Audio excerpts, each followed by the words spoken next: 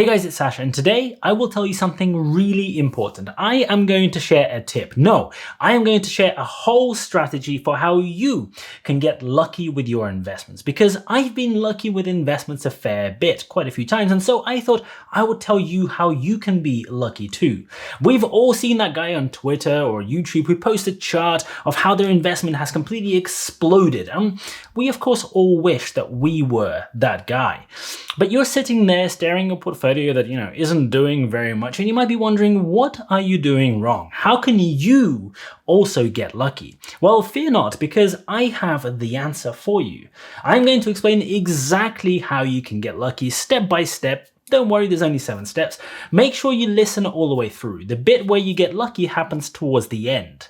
Okay, I might have given it away there, but never mind. Unfortunately, you can't just go and skip these steps, because then you won't get to the bit at the end, the bit where you actually strike luck. Let me walk you through these simple steps one at a time. The first step on the way to being very lucky with your investments is to learn as much as you can about the concept of investing in money. I really do mean as much as possible. Learn the academic side of things, learn different sides of investing, learn how to evaluate stocks, learn how to balance your portfolio, economic theory, learn about macroeconomic cycles, disruptive trends, and read around the subject. Learn about trading, even if you have no clue, no idea in the world, even if you don't want to be a trader. Learn how day trading works, how swing trading works, how these people make their decisions, study historic bubbles and how those bubbles came to be. Go and read some economic textbooks. It is absolutely phenomenal how much value you can find down the local library. Trust me. Then, once you're done with that, go and learn how to build forecasting models, learn accounting principles, learn taxation, and if you're really keen, logic and game theory are amazing in helping you understand how and why things happen in business. If you're stuck for ideas, I highly recommend a book called Logic by Wilfred Hodges. That is my personal favorite from my entire maths course at university. All right. That is step 1. Step 2 on your way to be incredibly lucky with your investing strategy is actually nothing to do with investing, unfortunately, but you do have to do it. You have to follow this step. And step 2 is you need to learn how to make money, preferably quite a bit of money, because it kind of helps with some steps further down the line.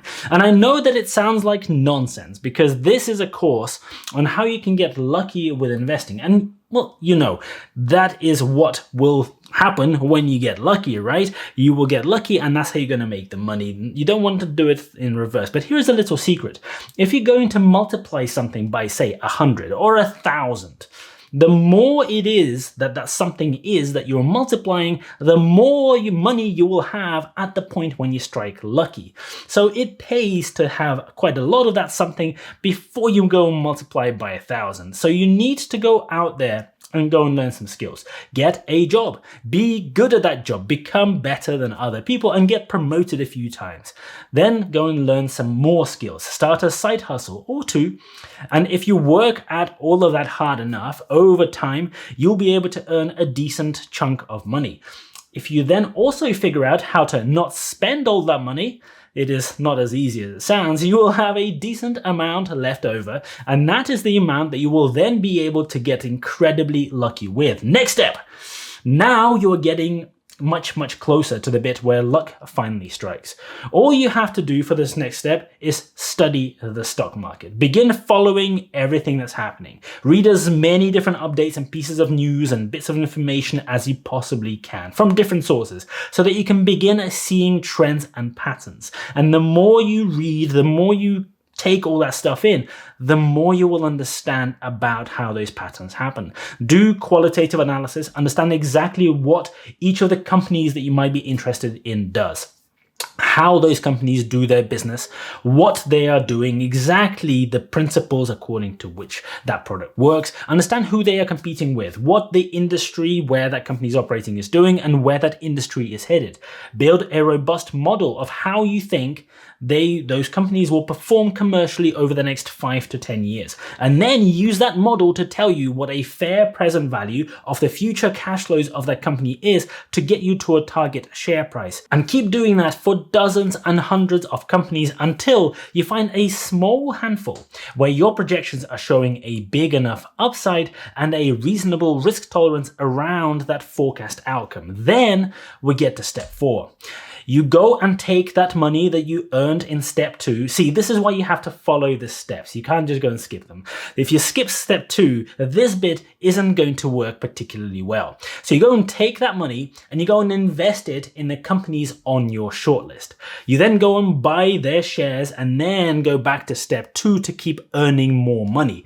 As you earn more money, you can go and put that money into those companies on your shortlist, month after month after month. And now we're getting really close to the bit where you actually get lucky. We're at step 5. And step 5 is the monitoring and adjustment of your investments. You need to digest everything about the companies you're investing into. You are a part owner of those companies. You need to understand everything that's happening. You need to know what they are doing. You need to know why they are doing it. Read their updates, listen to their social media, study their quarterly earning reports, listen to what the company is saying. And you also need to keep at it with step 3. You need to keep looking out for other companies, looking at the market to see if other companies might also become interesting. And you need to consider if you should continue owning shares in the companies that you already do own, or if your view on those companies changes over time. And then after that, we get to step 6. And this is the most boring step out of all of these. If you thought the bit about studying was boring, or the bit where you had to spend years working to earn money, get ready for this one. This is a massive yawn fest. You have to wait. You just have to sit there and wait. Day after day, week after week, month after month, year after year, you just wait. I mean, you still get to do all of those previous steps that I mentioned while you wait, but you just wait. And then there will come a day when some news breaks or the market decides to do something, I don't know, and your investment in one of those companies goes and explodes, sometimes for no apparent reason. Sometimes it will explode very quickly, just in the space of a day or two. It does happen. Sometimes it will gradually creep up and nobody will really notice, but then suddenly you go and look at it and you're 100% up in your investment. And now we're getting to the best bit, because this is the point when you get lucky. This is the point where your friends, relatives, people you know, people you don't even know particularly well, will tell you, they will inform you how extraordinarily lucky you are. This is the bit where you get to enjoy that amazing, completely random, based on nothing, a bit of luck. Because the random stock that you just happen to own a whole load of shares in, for God knows what reason, for seemingly no reason whatsoever, just decided to go up 100% in a week. And there wasn't any rationale for why that might have happened. Or maybe there was some minor news and the market completely overreacted, or whatever. And the people you know will laugh with you about how, sometimes people just get so incredibly lucky with their investments. Isn't it amazing that sometimes this weird thing happens? Just don't make the mistake of trying to explain to those people anything about steps 1 through to 6, because trust me, they don't actually want to know.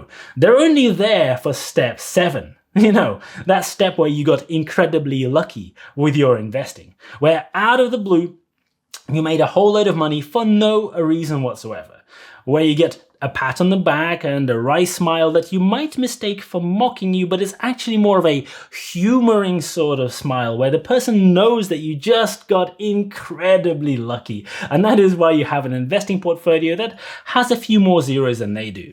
If you enjoyed this incredibly useful tutorial, please don't forget to smash the like button for the YouTube algorithm. Thank you so much for watching, and as always, I'll see you guys later.